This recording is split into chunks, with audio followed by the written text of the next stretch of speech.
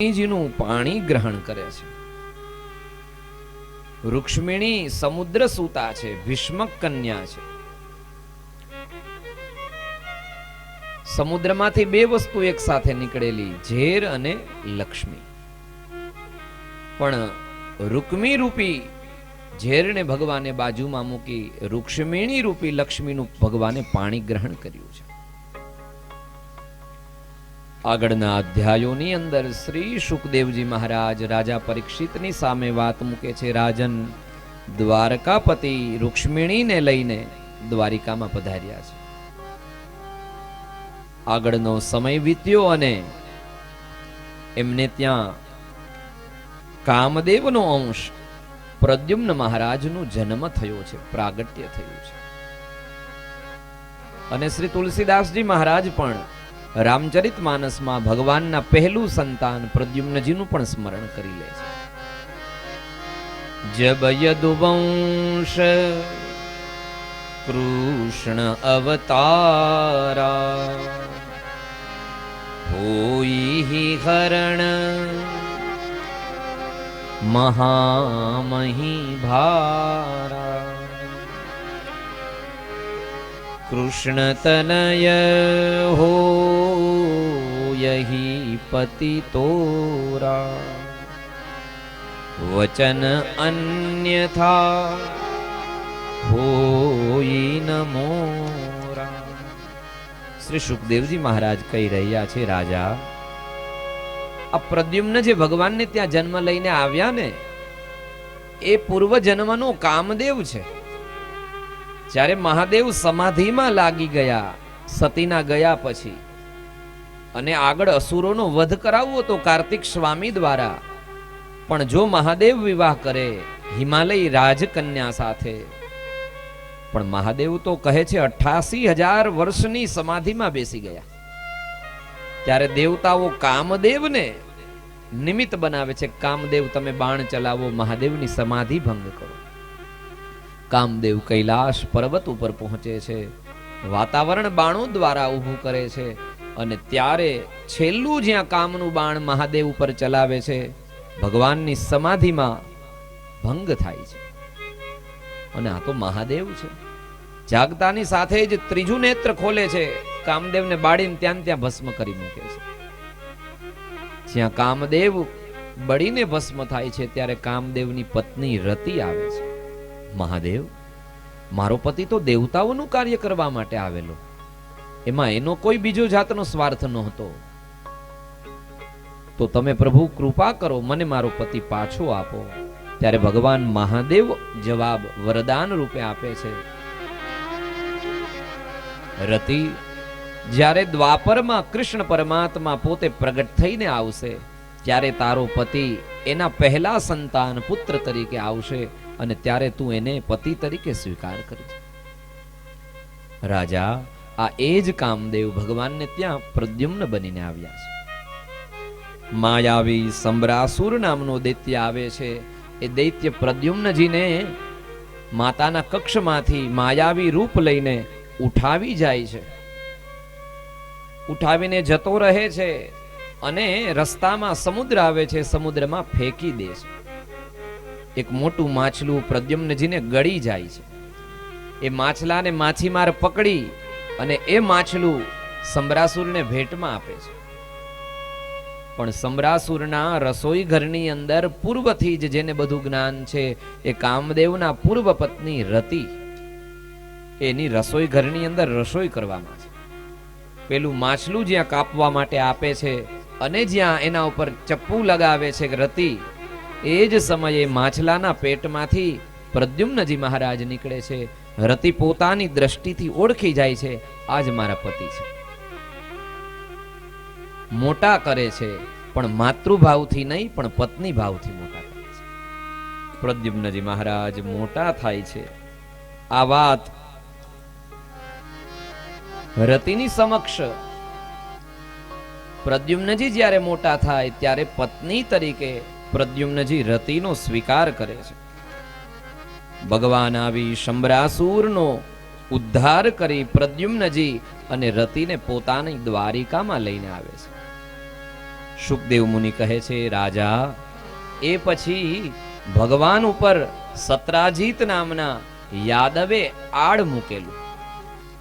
યાદ રાખજો, આ સંસારની અંદર રામ પણ જ્યારે આવ્યા છે મનુષ્ય બનીને, કૃષ્ણ જ્યારે મનુષ્ય બનીને આવ્યા છે, તો આ સમાજે એને પણ મૂક્યા નથી.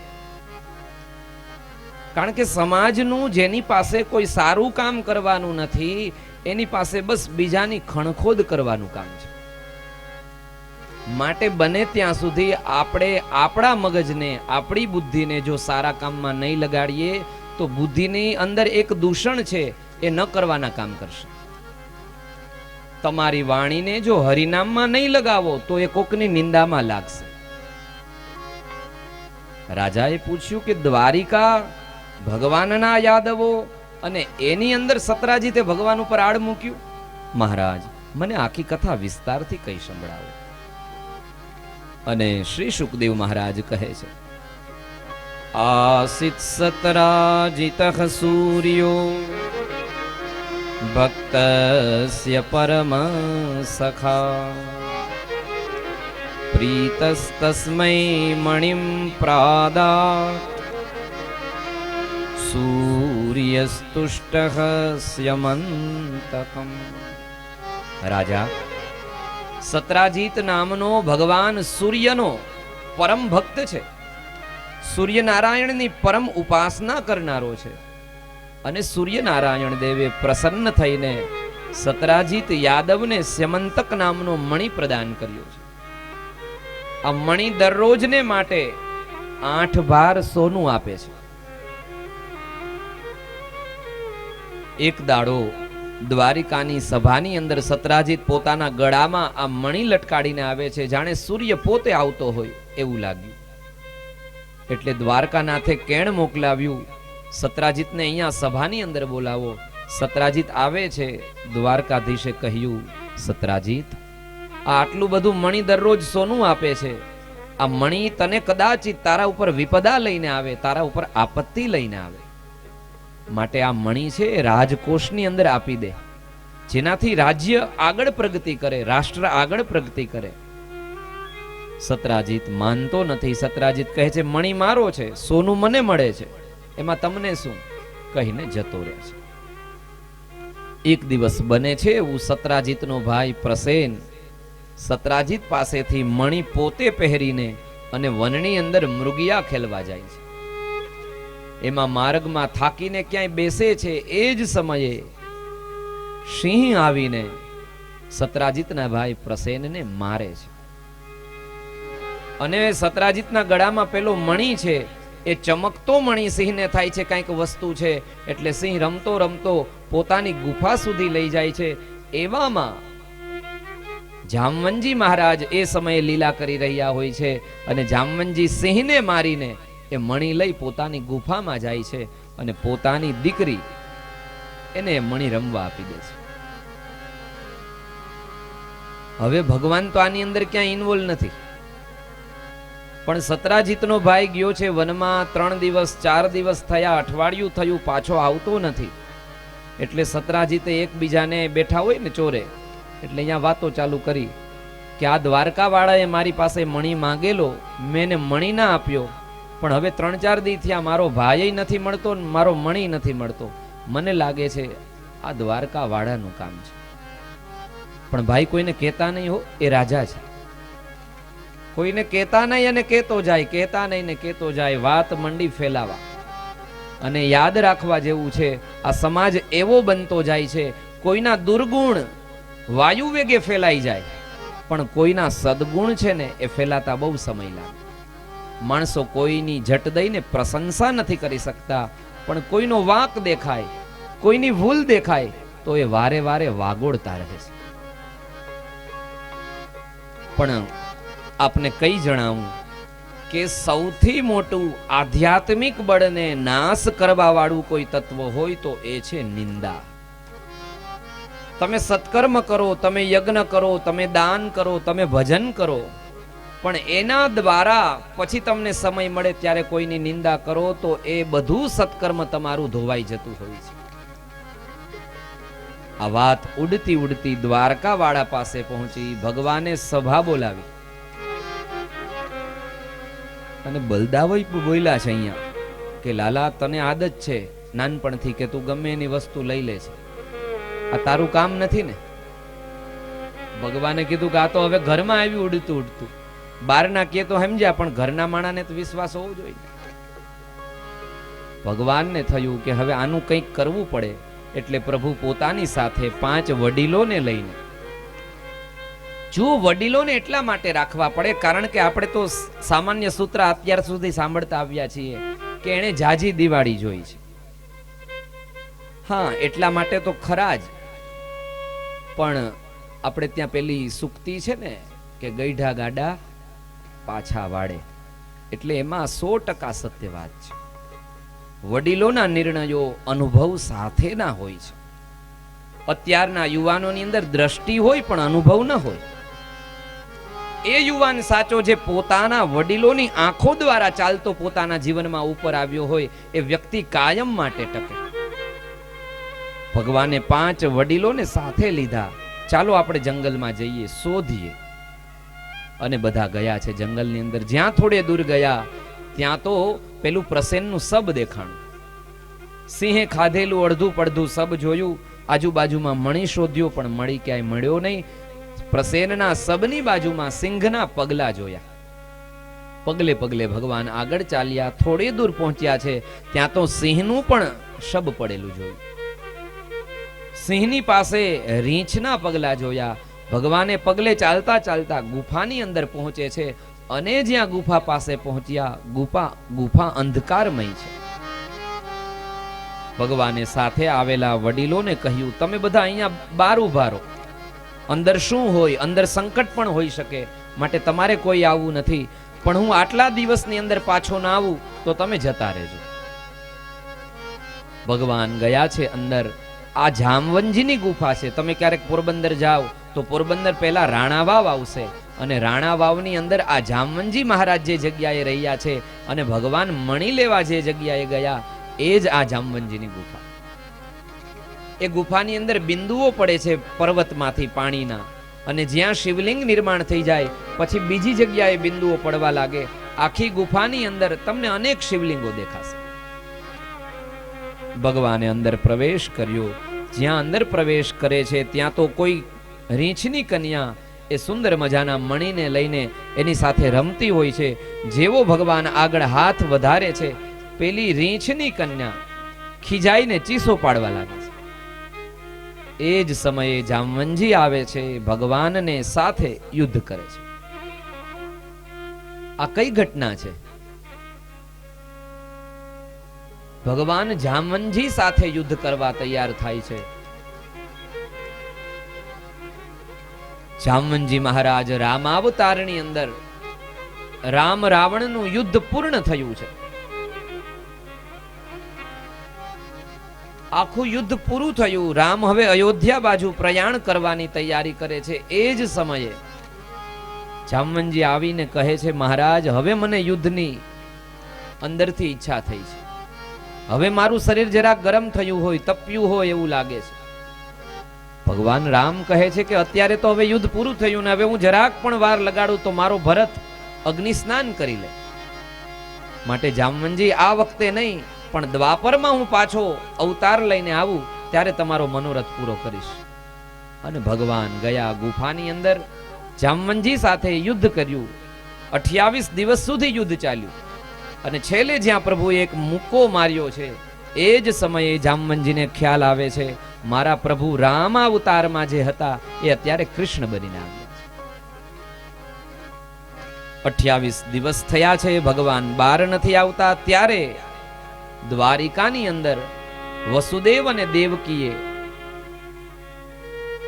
ભગવતી દુર્ગાની આરાધના કરવા માટે સતચંડી યજ્ઞ કર્યો છે, એવું ભાગવતમાં લખ્યું.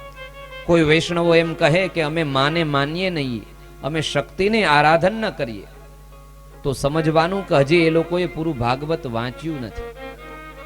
ભાગવતજીના 10મ સ્કંદના 56મા અધ્યાયના 35મા શ્લોકમાં લખ્યું, ઉપતસ્થૂર મહામાયામ દુર્ગામ કૃષ્ણોપલબ્ધએ. વસુદેવ અને દેવકીએ કૃષ્ણની રક્ષા માટે દુર્ગાની ઉપાસના કરી છે. માં દુર્ગા પાસે માંગ્યું, હે માં, અમારા દ્વારકાવાળાને સુખેથી સ્વસ્થતા રીતે ઝડપથી આ ગુફામાં બહાર મોકલો. માં દુર્ગાએ આશીર્વાદ અર્પણ કર્યા છે. જામવંતજી ઓળખી ગયા કે મારા પ્રભુ આવ્યા છે. કહ્યું, પ્રભુ, હું આપને ઓળખી ન શક્યો. પ્રણામ નિવેદિત કર્યા. ભગવાને કીધું કે મારે મોડું થાય છે, મને આ મણી આપી દો અને મને જવા દો. ત્યારે જામવંતજી કહે છે કે તમે સામે ચાલીને આવી રીતે મારી દીકરી સામે હાથ મૂક્યો છે, હવે ખાલી મણી લઈને નથી જવો, મારી દીકરીને પણ લેતા જાઓ. અને ભગવાનનો બીજો વિવાહ જાંબવતી સાથે થયો છે. ભગવાને જાંબવતીનું પાણી ગ્રહણ કર્યું. જાંબવતી, દ્વારિકાધીશ અને મણી એ લઈને ભગવાન દ્વારિકામાં પધાર્યા. ભગવાન પહોંચે એ પહેલા માર્ગમાં નારદજી મળે છે. નારદજી ભગવાનને જોવે, પ્રભુ તમે તો એકદમ સુંદર, અને આ સાથે કોણ છે? ભગવાન કે મને તો ભાઈ જે કોઈ ગીતામાં મેં કહી દીધું છે, પત્રમ પુષ્પમ ફલમ તોયમ, મને કોઈ ફૂલ આપે, કોઈ ફળ આપે, કોઈ જલ આપે, કોઈ પાંદડું આપે, તો મારે તો એ બધું લેવું પડે. તો આ જામવંતજીને ત્યાં ગયો તો એ જામવંતજી રીચ છે, તો એણે એની દીકરી મને આપી, તો મારે લેવી પડે. પણ નારદજી તમે હવે આ કોઈને કંઈ કહેતા નહીં. નારદજી કે તમે કીધું એ વાતને દાટી દઉં. અને ભગવાન દ્વારકામાં પહોંચે એ પહેલા તો નારદજી દ્વારકાના પટાંગણમાં પહોંચ્યા અને પેલું કોષ લઈને ખાડો કરવા લાગ્યા. એટલે દ્વારકાવાસી આવ્યા કે શું કરો છો તમે નારદજી? તો કે દ્વારકાવાળા જામવંતજીની દીકરી, રીંછની દીકરીને પરણીને આવે છે, એ વાત મને ભગવાને દાટવાની કીધી છે, દાટું છે. ભગવાન જ્યાં દ્વારિકામાં પહોંચે, સમાચાર મળી ગયા કે નારદે કહી દીધું છે. પોતાના યોગ બળથી રીંછ રૂપે રહેલા જાંબવતીજીને સુંદર શરીર આપ્યું અને ભગવાનનું બીજું વિવાહ જાંબવતીજી સાથે થયું છે.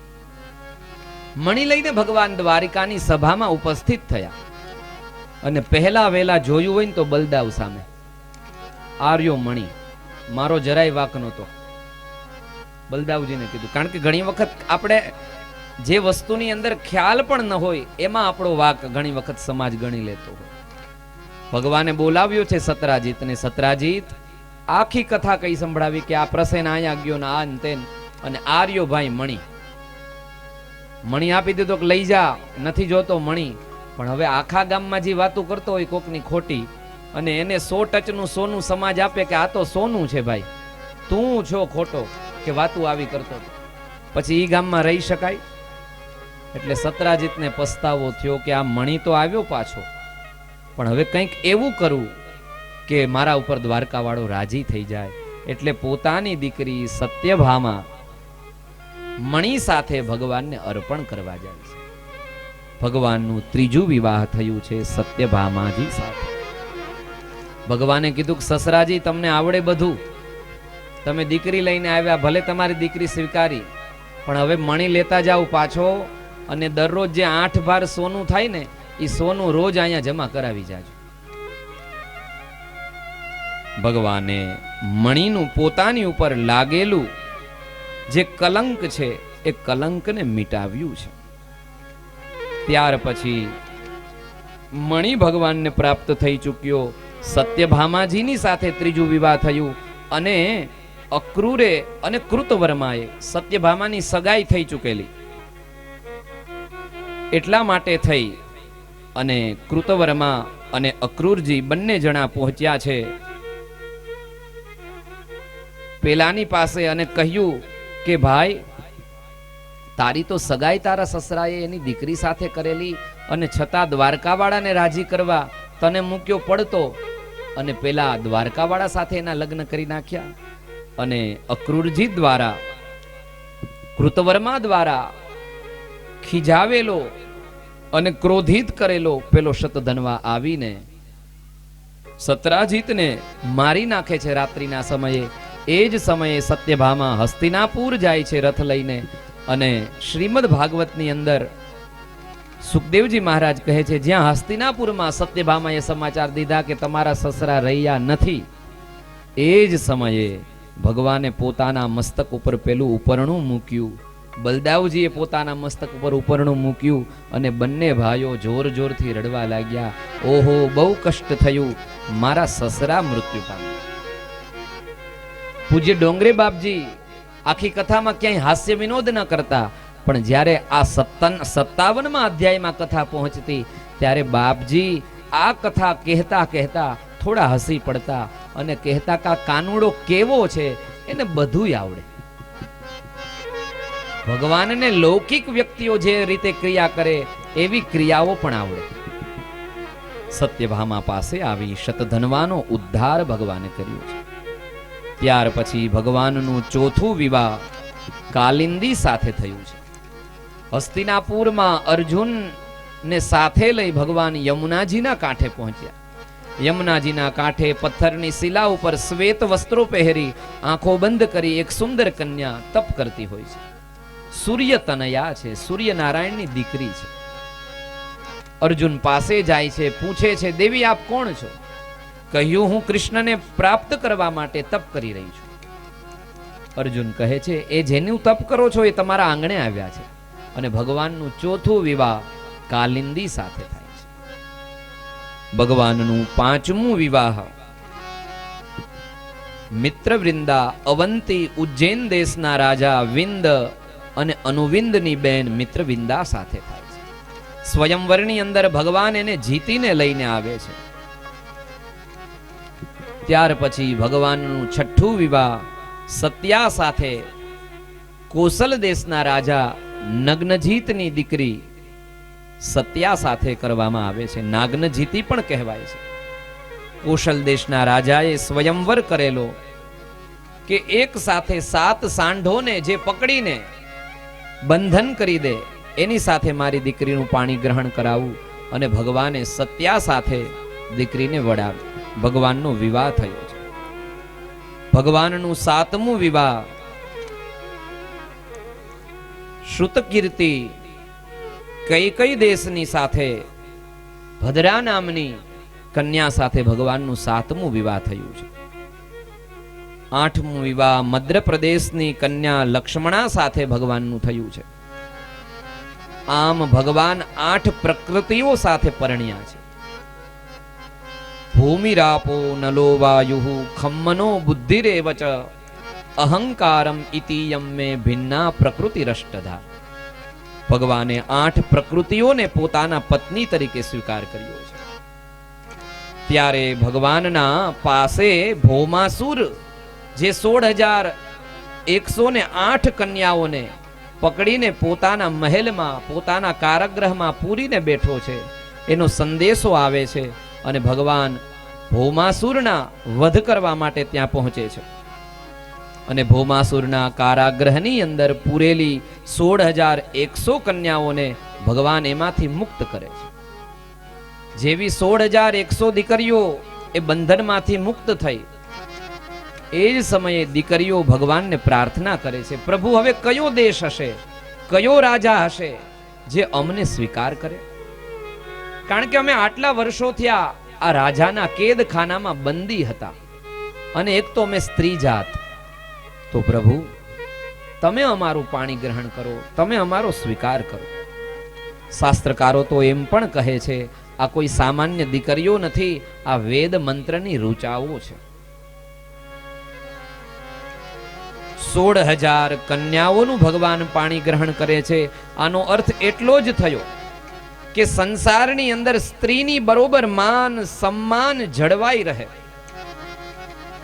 જો આટલી કન્યાઓ એક સાથે આ મહેલમાંથી કોઈ એનો સ્વીકાર ન કરે તો આ સંસારની અંદર, સમાજની અંદર આ સ્ત્રી જે ભૂષણ બનીને છે એ દૂષણ બની જાય. ભગવાને તમને ને મને સમજાવ્યું, સ્ત્રીનું કાયમ માટે સન્માન કરો. સ્ત્રી કોઈ વસ્તુ નથી, પણ સ્ત્રીની અંદર એક આખી ગરિમા સમાયેલી છે. પણ સંસારની અંદર ફરતા રાવણો વધતા જાય છે. ભગવાને એ રાવણોને પરાસ્ત કરવા માટે એક મોટું ક્રાંતિકારી પગલું આપ્યું અને પોતે જ આ 16,000 દીકરીઓનું પાણી ગ્રહણ કર્યું. કારણ કે સમ્રાટ છે, આપણે જોઈ ગયા ને પ્રથમ સ્કંદના પ્રથમ શ્લોકની અંદર જ સ્વરાટ જે પોતે પોતાના રાજ્યમાં રહે છે, જેણે પોતાને કોઈને પૂછવાની જરૂર નથી. ભગવાનના બીજા વિવાહ થયા છે. ભૌમાસુરનો ઉદ્ધાર પ્રભુએ કર્યો ત્યારે માં પૃથ્વી પ્રગટ થયા. અદિતિના કુંડળ પાછા આપ્યા છે, ભગવાને એ મોકલાવ્યા. ભગવાન સત્યભામાજી સાથે સ્વર્ગમાં ગયા છે. પારિજાતનું વૃક્ષ લઈને દ્વારિકામાં સ્થાપિત કર્યું છે. તમે પારિજાતનું વૃક્ષ જોયું છે? એના કેસરી દાંડલા હોય અને સફેદ ફૂલ આવે અને સૂર્યોદય થાય એ પહેલા એ ખીલે અને એને પાડવા ન પડે, એની મેળે પડે. પારિજાત વૃક્ષના પુષ્પો ભગવાનને અતિ વહાલા છે. એનું એક નામ છે કલ્પવૃક્ષ. સવારના સમયે ત્યાં ચાદર બિછાવી દેવામાં આવે વહેલી રાત્રિએ, અને સૂર્યોદય થાય એ પહેલા જ એ પુષ્પો એમાં ખરી પડે. ભગવાને એ પારિજાત વૃક્ષ સત્યભામાજીને રાજી કરવા માટે ઇન્દ્ર સાથે યુદ્ધ કરીને ભગવાન લઈને આવ્યા છે દ્વારિકામાં. એક દાડો શ્રી રૂક્ષ્મણીજી અને દ્વારકાધીશ બંને જણા મહેલમાં એકલા બેઠા છે. એવા સમયે ભગવાન કહે છે, રાજપુત્રી સીતા ભૂપૈ લોકપાલ વિભૂતિભિઃ મહાનુભાવૈ શ્રીમદ્ભીર રૂપોદાર્ય બલોર્જિતૈઃ.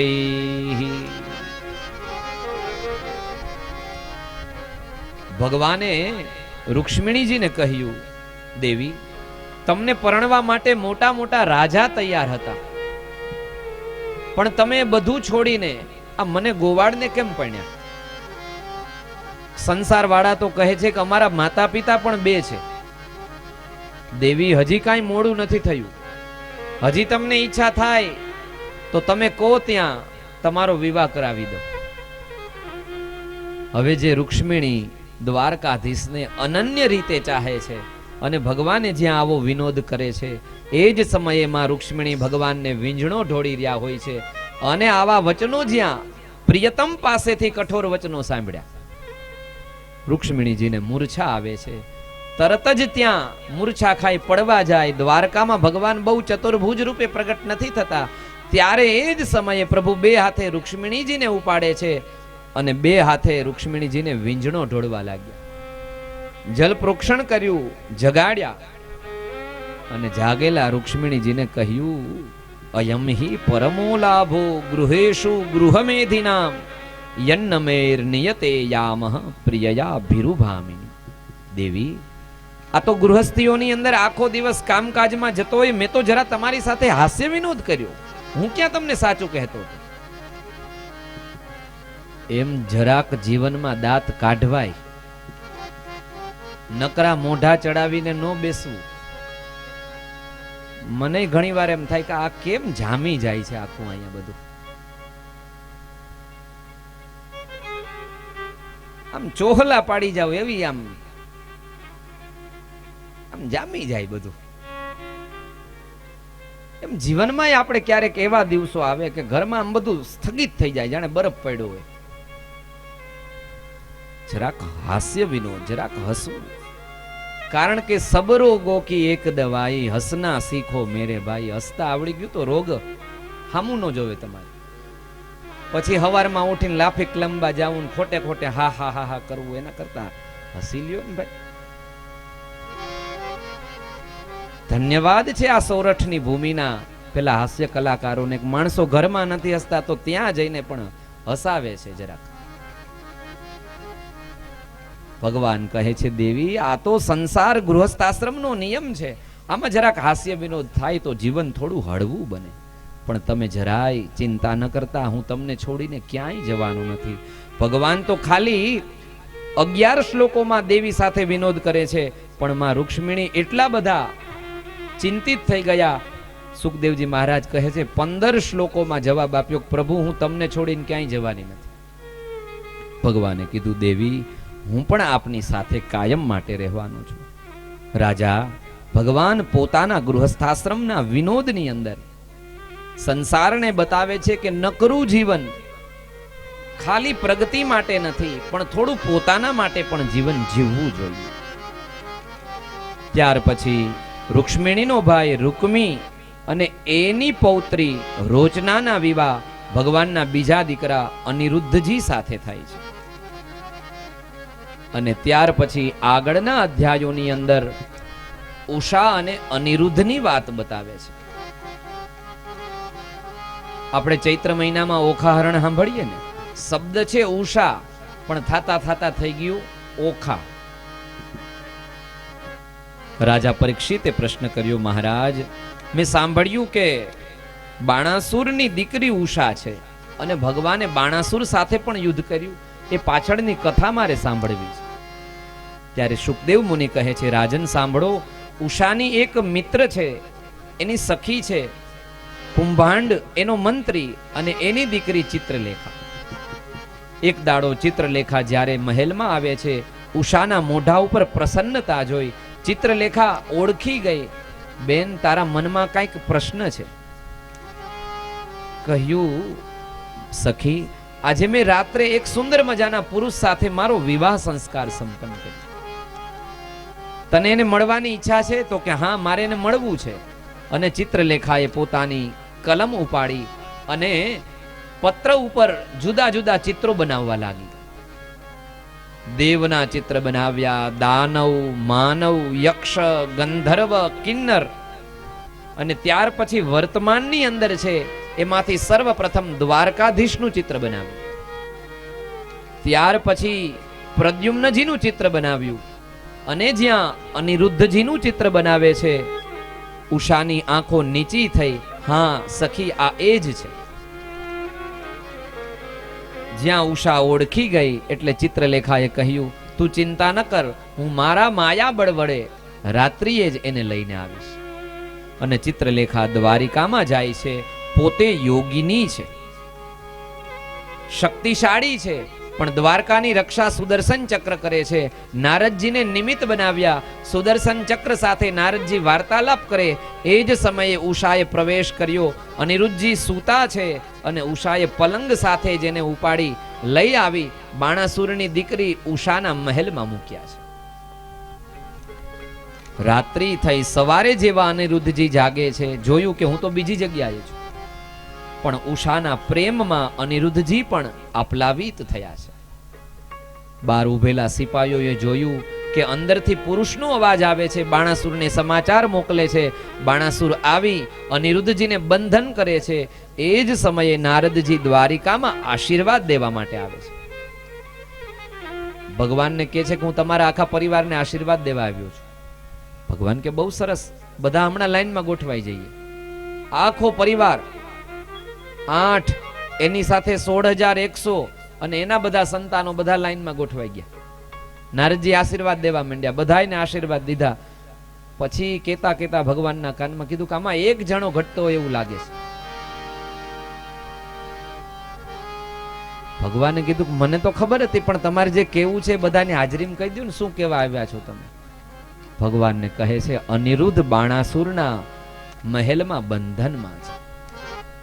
ભગવાન દ્વારકાના યાદવોને સાથે લઈ બાણાસુર સાથે યુદ્ધ કરવા જાય છે. બાણાસુર પાસે 10,000 હાથ છે. અને ત્યારે એ બાણાસુરના ઉદ્ધાર કરવા માટે જેવા ભગવાન અંદર જાય છે, એને 3 મહેલો બનાવેલા છે, 3 ધજાઓ છે, 3 શિખરો છે.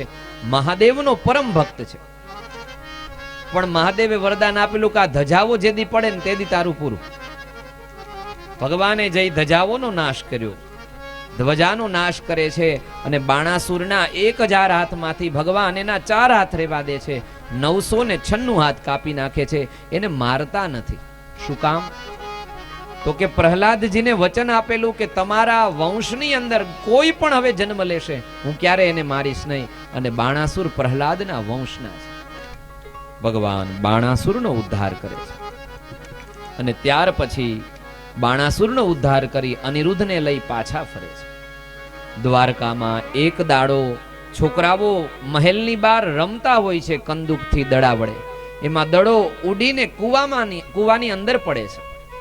અને કૂવામાંથી દડો કાઢતી વેળાએ એ બધા યાદવના દીકરાઓનું ધ્યાન કાંચીડા ઉપર જાય છે. કાંચીડાને કાઢવા માટે ખૂબ પ્રયત્ન કરે છે, પણ કાંચીડો બહાર નીકળતો નથી. છોકરાઓ જઈને કહે છે પોતાના દ્વારકાનાથને, આ એક કાંચીડો ફસાયો છે, નીકળતો નથી. અને ભગવાન આવે છે, પોતાનો કમળ લંબાવી અને કાંચીડાને બહાર લઈને આવે. જ્યાં ભગવાનના હાથનો સ્પર્શ પેલા કાંચીડાને થાય છે, એમાંથી એક રાજારૂપી પુરુષ ઊભો થાય છે અને ભગવાનની સ્તુતિ કરે છે. નૃગો નામ નરેન્દ્રોહમ ઇક્ષ્વાકુતનય પ્રભો દાનિસ્વાખ્યાયમાનેષુ યદિ તે કર્ણમ સ્પૃશમ. યાદ રાખજો, સમજદાર વ્યક્તિ એ છે જે ખાલી કીધા ન રાખે તમે આમ કરો. ઘણાને એવી આદત પડી ગઈ હોય કે સલાહ દેવાની વાત આવે એટલે એ મોર હોય, પણ કરવાની વાત આવે ત્યારે એ 100 ડગલા પાછળ હોય. પણ સમજી લેજો, જીવનમાં લખવું હોય તો લખી લેજો, આપણા સંતાનો અથવા આપણી પેઢીની અંદર આપણે જો સંસ્કાર મૂકવા છે તો કહેલું કોઈ પણ પ્રકારનું કાર્ય નહીં થાય,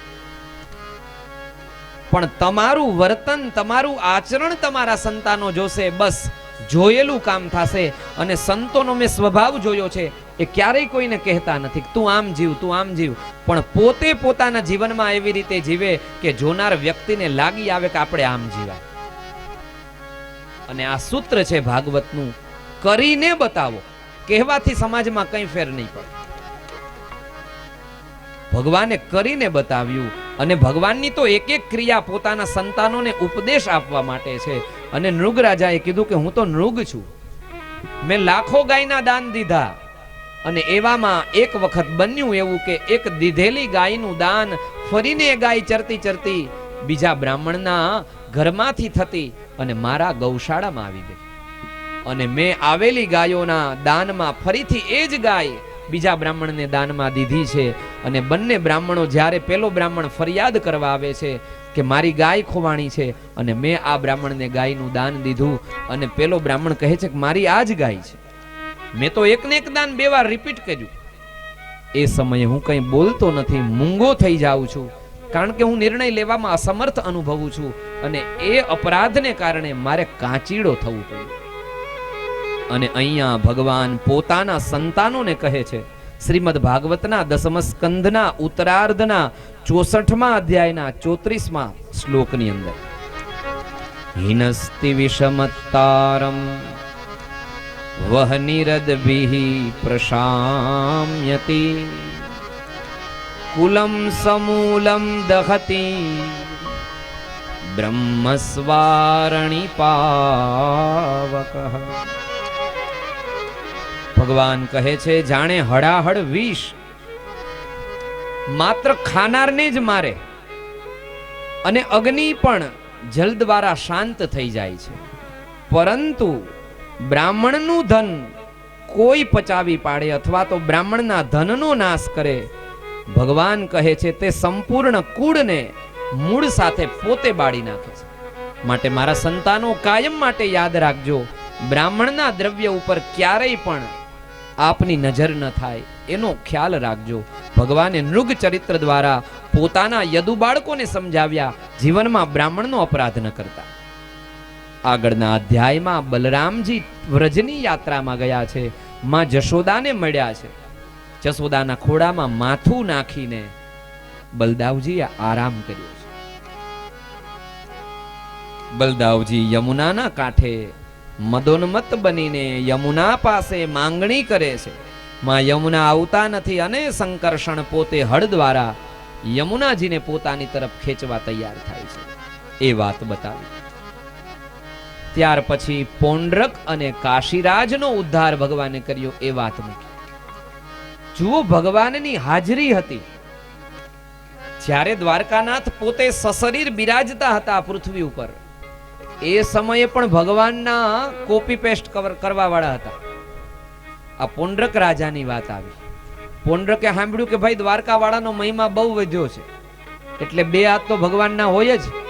2 હાથ પ્લાસ્ટિકના મૂક્યા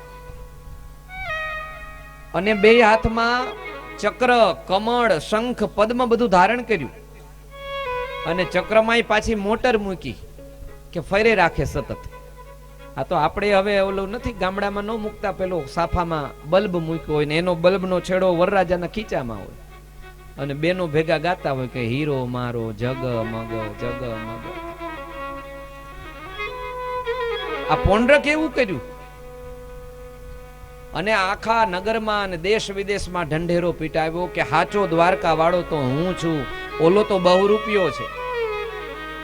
એમ અત્યારે કેટલાય ભગવાનનું બાનું કરીને બહુરૂપ ધરીને નીકળ્યા છે. ભાઈ સાવધાન, સમાજ સાવધાન થાય કાયમ માટે. પોંડરકનો સંદેશો આવ્યો દ્વારકા વાળા ઉપર કે આ મારું રૂપ, મારું તમે અનુકરણ કરો છો, તમે ખરેખર દ્વારકા વાળા નથી, તમે તો ગોવાળિયાઓ કહેવા, હું સાચો દ્વારકાધીશ છું અને મારી સાથે યુદ્ધ કરવા આવો. ભગવાને કીધું કે આ તો કંઈક નવું કોક આવ્યું લાગે છે. અને ભગવાન દૂતનો સંદેશો વાંચી પોંડરકના નગરમાં પોતાની સેના લઈને યાદવોને લઈ પહોંચે છે. નગર બહાર પહોંચીને ભગવાને શંખ વગાડ્યો. પોંડરકને સમાચાર મેળ્યા એટલે પેલું ગરુડઈ બનાવ્યું હતું, આટલું કૂડી હકે એટલું, અને આવ્યો માથે બેહીને. યથા નટમ રંગગતમ વિજહાસ ભૃશમ હરિહી. ભગવાને જોયું ત્યાં તો ભગવાન અટ્ટહાસ કર્યું, ખડખડાટ હસી પડ્યા કે આ જોતો ખરા, કળિયુગ હજી આવ્યો નથી ને આ નાટક ચાલુ કર્યું આણે. અને હમણાં જ અમારા ગુરુદેવ કહેતા હતા કે કોઈ કથાની અંદર ત્યાં પહોંચ્યા દિલ્હીમાં અને એક ભાઈએ સમય માંગ્યો કે મારે મહારાજ તમને મળવું છે. એટલે સાથે અમારા ગુરુભાઈઓ હોય એમણે જરાક સમય ગોતીને મોકલ્યું કે ભાઈ અડધો કલાક તો નહીં આપે પણ 10 મિનિટ તમને મળશે, મળી લેજો 10 મિનિટમાં. એટલે ભાઈ આટલી બધી પત્રિકાઓ લઈને આવ્યા. હમણાંની વાત રાકેશભાઈ, પત્રિકાઓ લઈને આવ્યા ને ગુરુદેવ પાસે મૂકી પત્રિકાઓ. કઈ વાત ચાલુ નહીં, પેલા તમે આ વાંચી લો પત્રિકા એમ કીધું. એટલે ગુરુદેવ કે હા મેં તો સાંભળીને વાંચી ખરા, શાંતિથી બેઠા બેઠા. એમાં લખ્યું હતું કે કલ્કી અવતાર થઈ ગયો છે ને આ જગ્યાએ અત્યારે બેઠા છે અમારા કલ્કી મહારાજ. ભાગવતમાં લખ્યું છે કે થવાનો છે. અને આ ભાઈ તો પેપર છપાઈ આવ્યા, ક્યાં જન્મ્યા ને એને શું શું કામ કર્યું ને આખી ચોપડીઓ લઈને આવ્યા. અને ગુરુદેવને કહેવા લાગ્યા કે તમે હવે કથા આવે ને તો કાલ તમે બોલ્યા હતા ને કથામાં કલ્કી અવતાર થવાનો છે, પણ હવે એમ ન બોલતા, તમારી ભૂલ છે, થઈ ગયો છે, લ્યો.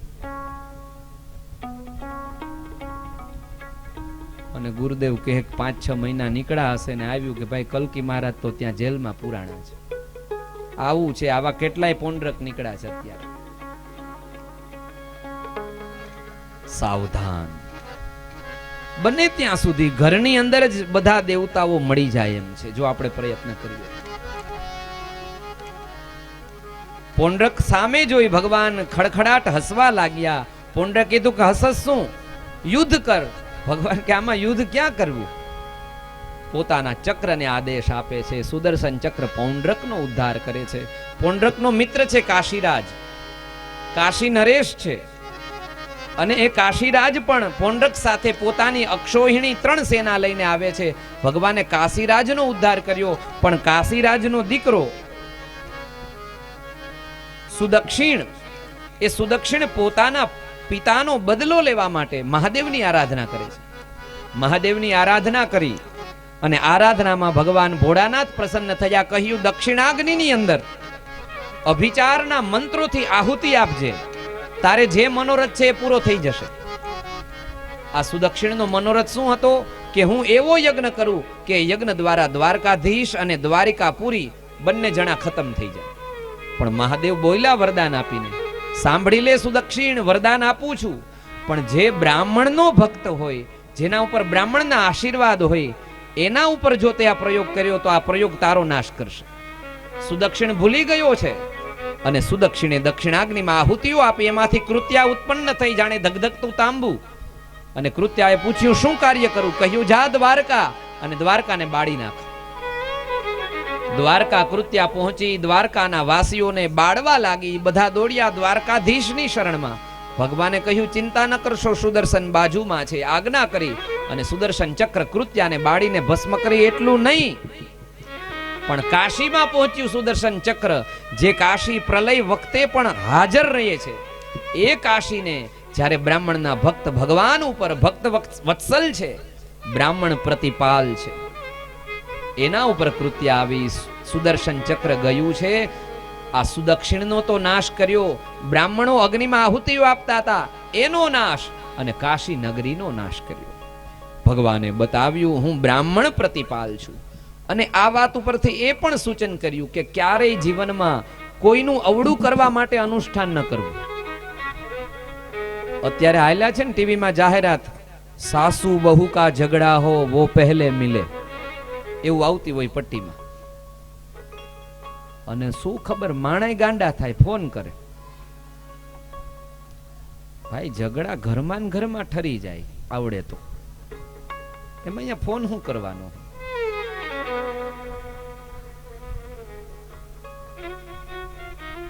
પ્રેમી પંખીણા પેલા મળો એવું લખ્યું એમાં. લ્યો, આ કોણ જાણે ક્યાંથી નીકળ્યા છે આવા બધા. આનો અર્થ એ છે, ભગવાન તમને મને સમજાવે છે, આપણું અનુષ્ઠાન, આપણો જપ, આપણો યજ્ઞ, આપણું દાન કોઈનું અવળું કરવા માટે નહીં, પણ ભગવાનને કહેવાનું પ્રભુ મારી મતિ સુધારજો. આ બધું હું એટલા માટે કરું છું. મારું માનતો નથી ને શ્રીફળ માનું હનુમાનજીનું. હનુમાનજી એક ઉપાડીને દેહ હું છે આ બધું માંડ્યું તે. કોઈનું અવળું કરવાનો વિચાર ન કરો. ભગવાન પહેલા વેલા આપણું અવળું થશે. કારણ કે દિવાસળી બેડા પેલા પોતે બળી જાય છે. એના કરતા અગરબત્તી થાવ ને, પ્રગટે અહીંયા, અને એની સુગંધ જ્યાં જ્યાં સુધી પવન લઈ જાય અહીંયા પહોંચે. જીવનમાં યાદ રાખજો, સંકલ્પ હંમેશા સારા કરો. તમારાથી કોઈનું સારું ન થઈ શકે તો કાંઈ નહીં, પણ સારા વિચાર કરો. કોઈનું અંતરથી અવળું ના વિચારો. આ સુદક્ષિણના ઉદ્ધારની કથામાં ભગવાન તમને મને સમજાવે છે, આ કલયુગની અંદર એ જ જપ સફળ થશે, એ જ વ્રત સફળ થશે, એ જ દાન સફળ થશે, જેની અંદર ભગવાનનો રાજીપો જ ખાલી મેળવવાનો હશે. બાકી અવળા કરવા માટે તમે ગમે એટલા તંત્ર પ્રયોગ કરી લો. કારણ કે નારાયણ છે એ રખોપા કરવા બેઠા છે પોતાના ભગતના. કારણ કે એને બીજું કોઈ કામ નથી.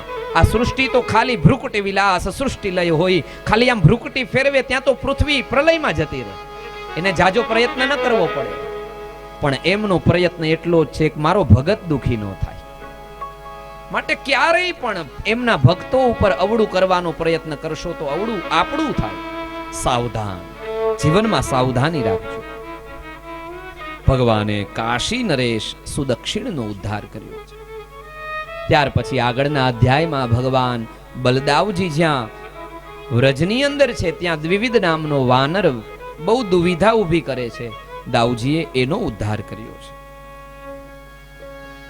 જાંબવતીના દીકરા સાંબનો વિવાહ દુર્યોધનની દીકરી લક્ષ્મણા સાથે થયો છે.